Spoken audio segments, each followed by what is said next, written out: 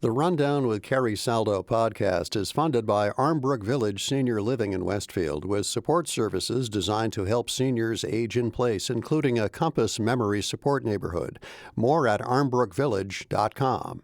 The Rundown with Carrie Saldo is funded in part by Armbrook Village.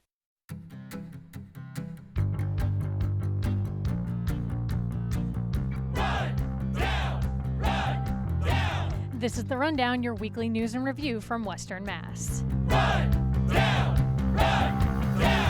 I'm Carrie Saldo. It is Friday, January 23rd, 2026. Our Rundowners this week: Jim Kinney, reporter with the Springfield Republican newspaper; Western Mass Politics and Insight founder and editor Matt Szafranski; and Bridgette Davis, assistant professor of public policy at UMass Amherst. Good morning, everyone. Good morning. If you at home have thoughts, email therundown@nepm.org. That's therundown@nepm.org. Coming up later in the show, with the Quabbin Reservoir 10 feet below normal, some in Western Mass are questioning stewardship of the reservoir, plus how a federal decision could mean furloughs for about 40% of the workforce at one manufacturing plant in Springfield, and a 413 resident is tapped to serve on the State Board of Higher Education. Monday marked the Martin Luther King Jr. Day, honoring the slain civil rights leader. Associated Press' Terry Tang said it was a polarizing day, quote, as communities across the country on Monday hosted parades, panels, and service projects for the 40th federal observation of Martin Luther King Jr. Day. The political climate for some is more fraught with tensions than festive with reflection on the slain Black American civil rights icon legacy. Then, following the Monday holiday, incumbent Governor Maura Healey officially kicked off her race to keep her job, joining the three Republican challengers in the field. And then last night, she delivered the State of the Commonwealth address. Katie Lannon of GBH News wrote about it this way. Governor Maura Healey gave her third State of the Commonwealth speech Thursday night, blending a focus on pocketbook issues with critiques of the Trump administration, fresh into a campaign year that also marks the country's 250th birthday. The Arlington Democrat leaned on a revolutionary imagery theme and talked about local cultural icons. Healey said, quote, today, while some turn their backs on liberty, Massachusetts stays free. In the face of efforts to divide us, Massachusetts stands united, Healey said. And because we stay true to who we are, I can tell you tonight that the state of the Commonwealth is strong. So not shocking that she believes the state of the Commonwealth is strong. Matt Szafranski, you watch politics all the time. What's your reaction to what Healey said last night? Well, I mean, I think it was a natural expansion of the message that she had in her kickoff video on Tuesday. She went into a lot more themes. She spent a lot more time talking about how she's trying to steer the state through the second Trump administration. But it was interesting is, as she made a joke, which was, I don't believe originally in the prepared remarks, about how the governor would always say the state of the Commonwealth is strong. Mm-hmm. But there was something in the remarks themselves, quoting Sam Adams saying, no despair, don't despair, which, I mean, I think kind of speaks to a role that a lot of Democratic governors or governors of states that feel this is not a great time are trying to also be cheerleaders for people and give people hope, for lack of a better description, at a time when things can seem very difficult, either because directly of what the Washington is doing right now or just the other troubles out there in the world. And she did reference Washington directly, the Trump administration directly, yes, in this address. Different, Jim Kinney, than she did last year. There was no mention of President Trump by name at all in her speech last year. I think she looks at polls and she looks at where Trump stands in the polls and figures running against him is a pretty good bet for her over the next few months, especially here in Massachusetts.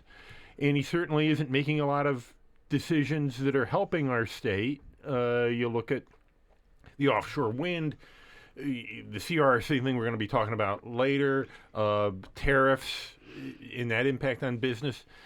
So she's got it in there. Yeah, public policy is your bread and butter. Bridgette Davis, what did you think of what she said last night? Yeah, I mean, I thought there was an interesting focus on education, which people in Massachusetts are incredibly proud. I think of the all across 8 different measures, we're now number 1 in the country. But I thought there was an interesting missed opportunity actually on the Trump front when she talked about the early tutoring. They drew down $10 million from the DOE that is shrinking.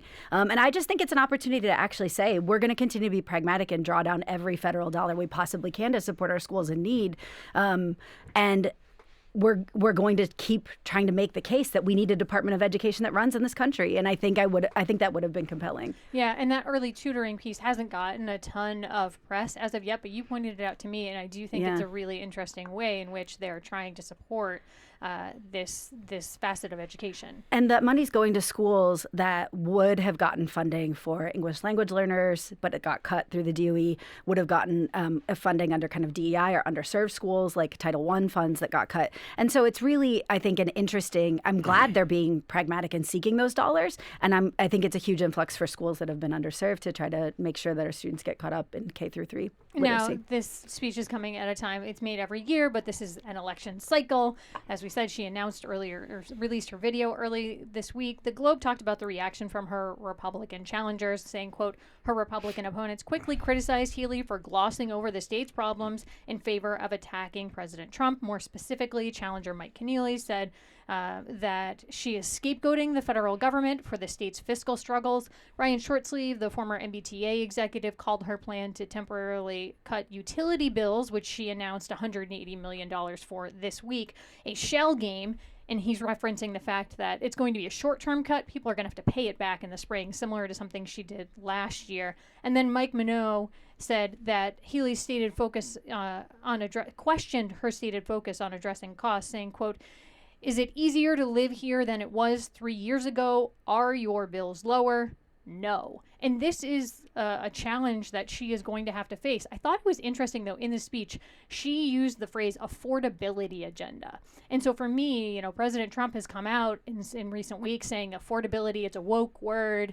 I wonder if this is yet another way that Governor Healey is saying, look, here's how we are different than the federal government right now. No, I think that's right. I mean, and it is a little interesting to hear from some of the these challengers, some of whom have connections to Healey's predecessor, who Governor Charlie Baker. Mm-hmm. And I won't go in detail on ways in which he may have stumbled in. But, he was the governor that set the stage for a lot of these issues. Yes, he signed the MBTA Communities Act, but what else did he do about, trying to expand housing, which is easily the most the driver of a lot of people's costs, and they're all trying to run as the next version of him. So, and to say nothing of the fact that even if the most moderate, Republican was in the White House right now, a Democrat running for re-election in Massachusetts would have an advantage. So, I mean, to a certain extent, I'm not sure how much their criticism is going to, resonate with a lot of people in this particular political environment. Setting aside the politics and looking at the geographic bent to the script, there was next to none. There was one quick mention of Holyoke and the devastating impacts of the COVID pandemic at the Holyoke Soldiers Home. Healey pointed out that the Soldiers Home is better than ever, but really no other specific mentions, which is Western Mass bridges. The bridges in Western Mass, the ABC plan. Yeah. Which I think is important to people. And I know Senator Comerford's been working on really hard. Mm-hmm. Yeah. And so for you, is the state, was that a missed opportunity that she didn't more specifically call out Western Mass, or what you expect in an election year where she's got to speak to a broad electorate? Well, most of the voters are not here. and that becomes the issue. Holyoke is still under construction. I'm not sure if she made that particularly clear, but they're still working on it. Yeah. The bridges is a perennial issue. I was kind of struck by, and Matt, the affordability language she used reminded me very much of what Cheryl and Spanberger used in their first speeches. Is everybody on the same page of music here? Did we have a big meeting? Is there a memo? It's very possible. Yeah. They do text each other, so. Broader threads drawing there. Well, certainly we will see more discussion of this as the days and weeks unfold. On to other news. Quabbin Reservoir has been in the news recently. Jim Kinney, you covered this for The Republican. Jill Kaufman here of NEPM, Amy Sokolow of WBR, among others. But I'm going to quote Jim's work saying, quote, Old Enfield Road once took travelers to Enfield, Massachusetts, one of 4 towns that disappeared in the 1930s, making way for the Quabbin Reservoir. Today, a stretch of Old Enfield Road has reappeared. Its Depression-era blacktop leading across a mud flat with water lapping a dozen yards downhill from where the shoreline normally is. Normal lake reservoir levels are 10 feet below where they typically are. Jim Kinney, what drew your attention to this story? Well, the towns in the area have sent a pretty strongly worded demand letter to the quasi-state agency that governs the Quabbin, and tends to be very focused on the needs of the water users, not the people who live near the lake. And we were kind of working on that, and a neighbor, Ed Cormier, the fellow who took me out to show me, had emailed us saying, there's less water in it, man. And it's very striking if you go. I encourage, it's a beautiful park, maybe not this weekend, but it's a beautiful park up there. And I encourage people to go. And in the visitor center, they chart the water level, and it's pretty low. And the photos that the Republican ran were really also quite telling to see the actual road and the rocks. But what a difference 2 years makes, because in April 2024, on this show, Matt, you were on the episode, we talked about the Quabbin. And then they were talking about how, despite having added more customers to the system, water demand in 2023 was the lowest since 1950, and the reservoir was, quote, overflowing. So what a remarkable difference. And in that open letter, the Quabbin watershed stewards, as they're calling themselves, are saying, look, this is an unfair precedent that's set. The Western Massachusetts residents who largely aren't using the Quabbin, there's a few Western Mass communities that use some water from the Quabbin, all those other folks are subject to water restrictions during drought. What is going on in Eastern Mass with the fact that they're not? And are we being incredibly short-sighted here? Should public policy be supporting what these stewards are saying? Bridgette Davis. Yeah, I mean, I think they make a really good case for sharing the regulation on the water usage for sure. They also make a huge case about the elevated levels of PFAS in their own water and them not having access to clean water. A lot of the wells, families around the Quabbin rely on well water, and they have seen higher levels. Yeah, and so I think they make a really good case. And I'll be honest, this is a story where I also looked at social media because State Senator Comerford had been putting out some of the story, and it's fascinating. The stories that people will tell, especially older people in our community, will tell about what this was like as it was happening, and the stories they've heard over time from generations about these towns being drowned. Like there's a lot of emotional lore here as well as policy need. Like I think it would do a lot of good to at least impose similar regulations on water usage when we're in drought on the East Coast. And Matt, the Quabbin issue is something that you and I, as I said, have discussed here on the show in the past. What do you make of this most recent development? Well, I mean, I think that, it represents a different issue, of course, in terms of it being, there being less except like the hypocrisy of not letting, having some kind of water restriction for Boston when they have to face them out here. I mean, obviously, it's an issue if the lake is lower in some ways, but it's not quite the same issue out here the way overflowing might be, or But I think that it also speaks to you have to ask your question of why is it lower? I mean, it's not that demand has skyrocketed in the same way. A lot of it is just the winters are not as wet earlier on. We experienced a significant drought this year. Exactly, and so that water, what is causing that? I mean, it's all part and parcel of a broader shift in climate change. Or more likely than not is.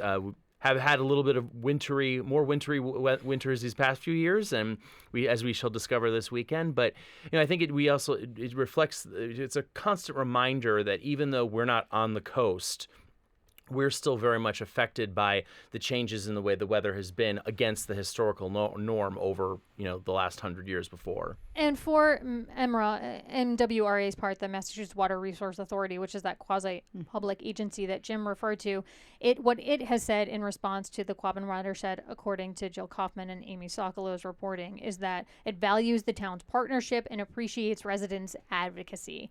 Certainly, MRA gives pilot payments, meaning payment in lieu of taxes funding to towns surrounding the three watersheds. And that, of course, has been an issue for a long time, the amount versus the lack that these towns are getting in economic development in order to safe keep the water and the natural filtration that happens in and around the Quabbin because of that forested area results in some very, very high quality water for the eastern part of the state without heavy filtration systems. Well, certainly this is an issue that will keep going. Still ahead here on the rundown, how a federal decision could mean furloughs for 40% of the workforce at one manufacturing plant in Springfield, and how community college enrollment has changed the life for one 413 resident who now hopes to make a wider difference. You're listening to The Rundown here on 88.5 NEPM. Stay with us.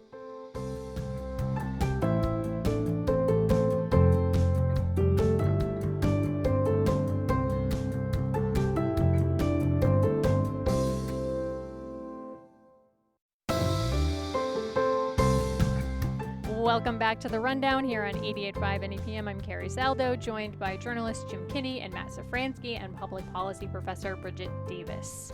Jim Kinney, you had reporting for the Springfield Republican recently about CRRC Mass, and you write that they'll lay off employees for 2 months starting March 16th because needed subway car shells from China are still held up at ports by American Customs.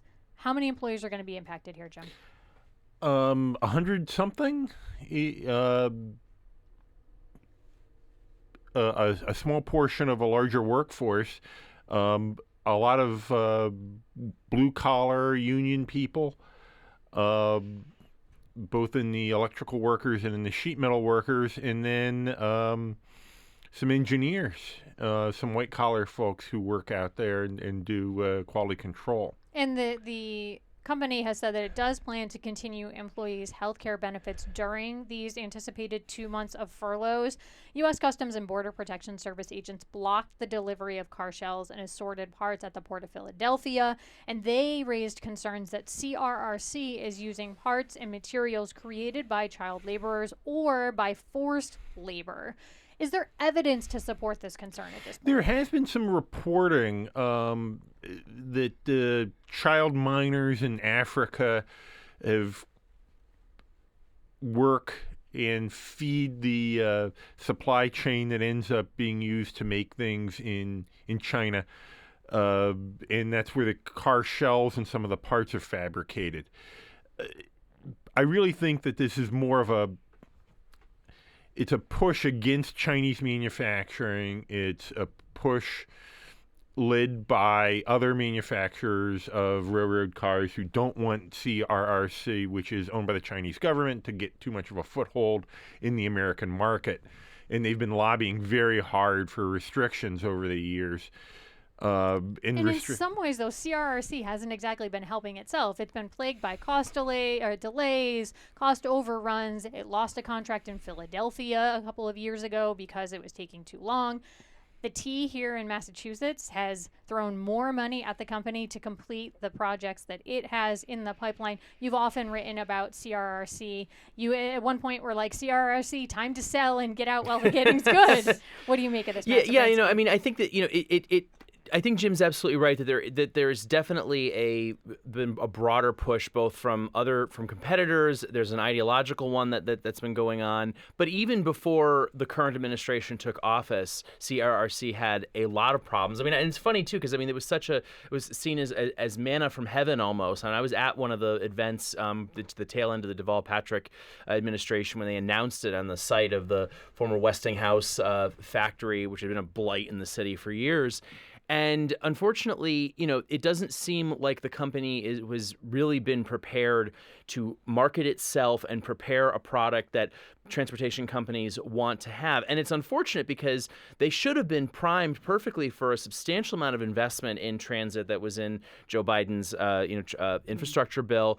There's going to, and the demand for rail service is growing everywhere in the country, not just in blue states. Mm-hmm. So, this is a real missed opportunity. I will say that one thing that, I think about a lot is the most recent settlement, I guess you could say, between the MBTA and CRRC. There's a clause in there that lets the MBTA buy the factory, which one makes one wonder what could happen if ultimately this is just, there's just no more orders other than stuff for the MBTA, and maybe it might end up being somebody else's factory one day. I don't know if the MBTA needs another job. But Well, I mean more like they'd market it to someone else. No, yeah. understood. And I should say that CRRC, for its part, has said it created a task force in response to Customs and Border Patrol's concerns of internal and external professionals, and that there have been on-site supervisor visits, and they've held more than 1,000 planning sessions. I don't know how the math on that works exactly, the 1,000 planning sessions, but and they said they've turned over the equivalent of 100,000 to 150,000 pages of information. Jim, you reported all of this information.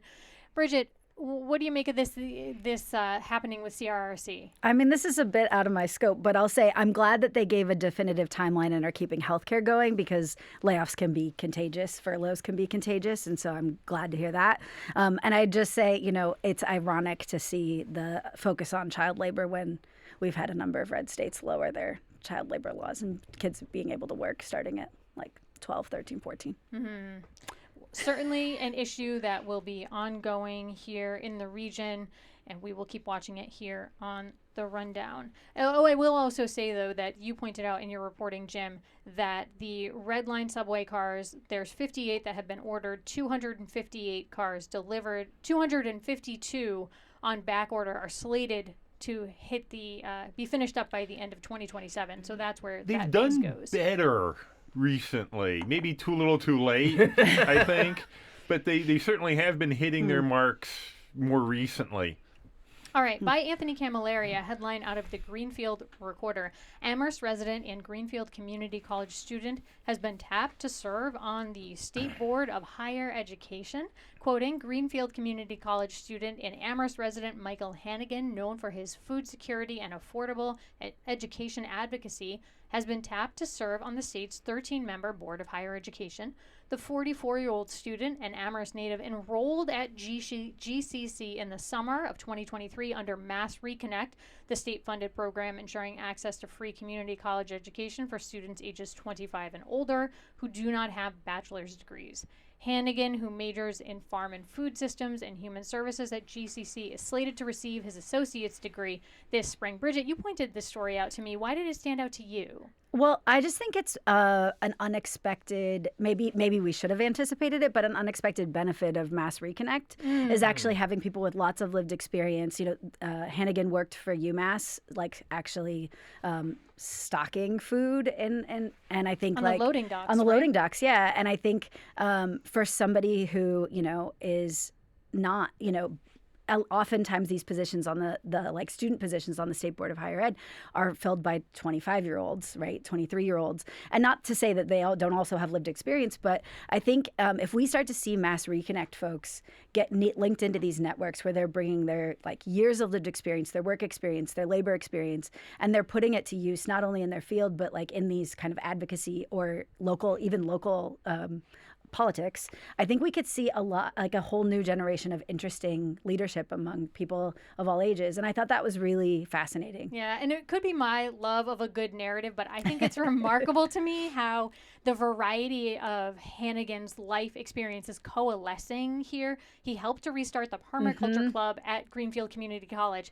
Then he got an internship at the Stone Soup Cafe in Greenfield. Yep. He was working on gleaning, picking the leftover produce from the field so that it is used and not gone to waste. And now he's trying to host these farmers markets. He has advocacy ideas that he wants to take to this state board.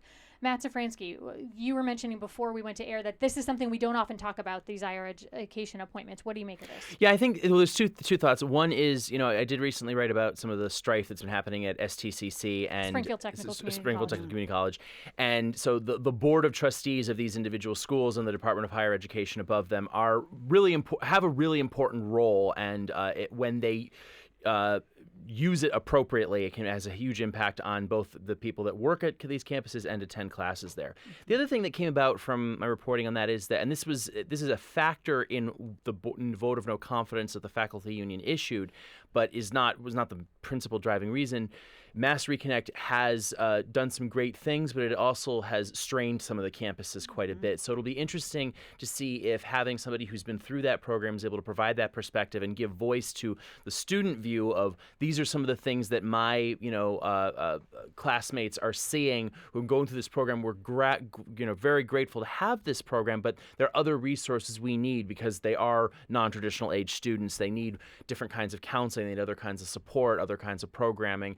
And hopefully that will be maybe something that comes about from an appointment like this. He even mentioned the advocacy around the idea of helping pay for books. Yes. It's even though it's free to attend, there are still costs associated with doing this, and those can be a huge impediment for folks who are otherwise would be very interested in this. Jim Kinney, what are your thoughts? What a tremendous lifeline for people. I'm always struck by that every time I go to a community college or do anything around it. And when you talked about lived experience, it's different than maybe I was as a college freshman or sophomore. I really only had to worry about myself. My parents bought a food plan. Yeah. I got in line, and they put food in front of me, and I ate it, and I went to class. A returning student, an adult student, likely has family responsibilities and financial constraints, and they're trying to better themselves. They're trying to help build a workforce that we need, and there's concerns that need to be addressed. In some of those strains, the higher numbers in more non-traditional students make it tougher on these community colleges. I know STCC lost some federal money, like everybody lost some federal money, out of one of their counseling programs a few months ago. Yeah. Hannigan was also named a 2025 Newman Civic Fellow, which celebrates those who engage in collaborative action to create long-term social change, address issues of inequality and political polarization, and demonstrate motivation and potential for effective long-term civic engagement. This story overall for me, it really has me feeling really optimistic, because here's this person who was living a fully functioning adult life in one very different path. And he had the courage to say, you know what, I'm going to take this leap of faith and I'm going to go out there and give this a shot. And I just think it's such an inspiring moment, or an inspiring happening for us to point to in this moment. Yeah, and how many people have those capacities and that insight? Like, he's, to get this Newman Fellowship, he should come to public policy after that. But I guess he has clearly a lot to do. Yeah. Excellent. All right, we're going to move on to Scoops, Praises, and Prediction portion of the show, where I ask the journalists to maybe take out some pages in the reporter's notebook and let us know what they're working on, make a prediction about the news, or heap some praise on a newsworthy nugget. Jim Kinney, scoop, praise, prediction, what's on your mind? Praise and prediction. The Railroad Hobby Show is at the Big E this weekend. If you're looking to get out of the house but also go somewhere in a building, that's a good way to go. And fascinating stuff, and a lot about the history of our region is built on rail. Yeah, and it's always fascinating the level of detail that you can get in these very, very tiny models. It always makes me feel like I want to do it, but then I realize I have not even close to that amount of patience. Matt Szafranski. So sort of a prediction, sort of a praise. We'll see where it goes. A little teeny nugget in Governor Healy's speech yesterday was talking about how they are trying to expedite the state's role for housing development, in terms of making sure housing developments can get built more quickly. Yeah, she said we're on track for 100,000 units already, which I was shocked to hear. I was shocked to hear that as well, but there was a specific part about how they're trying to make all the review process, that whatever the state might be involved, that much faster. And my thought is, well, if we're doing that, why not stop? Why stop there? Why not include things like transportation? East-West Rail, anyone? You heard it here on the rundown. Bridgette Davis, what about for you? Well, I'm from the Midwest, so I'm not originally from Massachusetts. So I've been obsessed with As Schools Match Wits this year. And praise for Agawam, who whooped up last week, and then I know Ludlow faces Holyoke High. And it's a big anniversary year for As Schools Match Wits. Shout out for Tony Dunn, our director of content here at the station, longtime producer of that show. You have been listening to the rundown here on 88.5 NEPM. Thanks to Jim Kinney, Matt Szafranski, and Bridgette Davis this morning. I'm Carrie Saldo. Warming centers are open across the region. We are looking to face a very, very serious storm. Please seek out those spaces if you are in need or know someone who is. Have a great day.